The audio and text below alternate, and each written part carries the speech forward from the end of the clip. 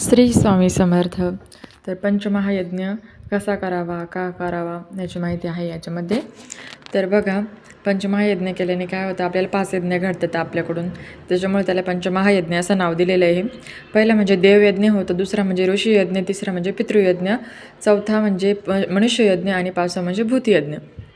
तर हे 5 यज्ञ काय काय केल्याने हे आपल्याकडून घडतात. तर बघा, पहिला यज्ञ म्हणजे देवयज्ञ. तर आपल्याला काय करायचं आहे, रोज सकाळी आपण चूल पेटवतो किंवा गॅस पेटवतो, तर त्यावर थोडासा असा दूध म्हणजे गाईच्या दुधाच्या पासून बनवलेलं तूप जे असतं ना, त्या तूप आपल्याला थोडंसं एक थेंब म्हणा असं थोडंसं जसं जमन तसं टाकायचं आहे. म्हणजे त्याच्यामधून आपल्याला देवयज्ञ होतो. आणि दुसरा म्हणजे ऋषीयज्ञ. तर ऋषीयज्ञासाठी काय करावं लागतं, आपल्याला गाईला एक घास द्यायचा आहे. घास द्यायचा म्हणजे काय करायचं, आपण भाकरी बनवतो तर ती भाकरी किंवा मग भाजीपोळी म्हणजे असं काही पण थोडंसं आपण नैवेद्य थोडक्यात कसं ठेवतो, तर आपल्याला गाईला तसा नैवेद्य ठेवायचा आहे म्हणजे द्यायचा आहे गाईला. त्यातून आपल्याला ऋषीयज्ञ मिळतो, म्हणजे ऋषीयज्ञाचं पुण्य प्राप्त होतं आपल्याला.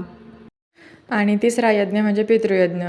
पितृयज्ञ म्हणजे काय, थोडक्यात आपल्या पितरांसाठी. तर पित्र म्हणजे आपले कावळा जो असतो ना, जो आपल्या घरावर झाडावर बसतो किंवा मग जरी येत नसला तरी पण आपण म्हणजे दुपारी 12 नंतर काय करायचं, एक भाकरी घ्यायची, भाकरीचा तुकडा घ्यायचा किंवा मोठी जर भाकर असेल तर, किंवा मग छोटी चाणगी केली तरी चालेल.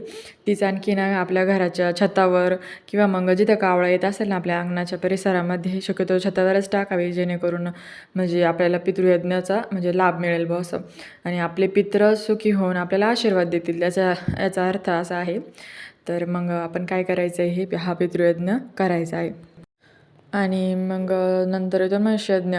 मनुष्ययज्ञाला काय करायचं, म्हणजे आपल्या घरी समजा कुणी लहान बाळ आलं किंवा मग एखादा माणूस आला तर त्याला आपण चहा देऊ शकतो, किंवा लहान बाळ आलं तर आपल्या घरात असलेलं छोटंसं बिस्किट म्हणा, किंवा मग चॉकलेट जर नसेल तर मग थोडी आपली चपाती असं काही वगैरे काहीतरी थोडंसं खाऊ घालायचं. आणि म्हणजे आनंदी झालं पाहिजे म्हणजे लहान मुलांना दिल्यावर आपण कसं ते हसतं आणि काही दिल्यावर असं, मग थोडक्यात आनंद प्राप्त समोरच्याचं म्हणजे तृप्त केलं पाहिजे असं, थोडक्यात असं. तर मग त्याच्यामधून आपल्याला मनुष्ययज्ञाचा लाभ होतो. आणि पाचवा म्हणजे भूतयज्ञ. भूतयज्ञ म्हणजे काय, आपल्या घराच्या आसपास किती नाही म्हटलं तर मुंग्या असतात, काळ्या कलरच्या मुंग्या किंवा मग कोणत्या पण मुंग्या, जर मग त्याला काय करायचं, तर घरातली आपली जी साखर असते ना, ती साखर घ्यायची.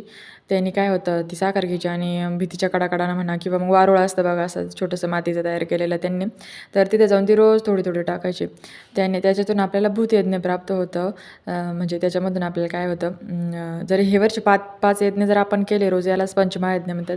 जर आपण हा पंचमहायज्ञ रोजच्या रोज केला तर याच्यामधून आपल्याला काय लाभ होणार आहे, म्हणजे कष्ट, ऋण, वैर, हत्या वगैरे इत्यादीचा दोष आपला निघून जाणार आहे. तर प्रत्येकाने हे रोज केलंच पाहिजे, म्हणजे हे खूप प्रभावी आहे. आणि पितृदोष पण जवळजवळ नाहीसा होतो, भरपूर असं काही होऊ शकतं. आणि सगळ्यांनी केलंच पाहिजे, कारण हे रोजचं नित्य आहे हे, म्हणजे आपण एवढं करूच शकतो नाही का. तर श्री स्वामी समर्थ. धन्यवाद.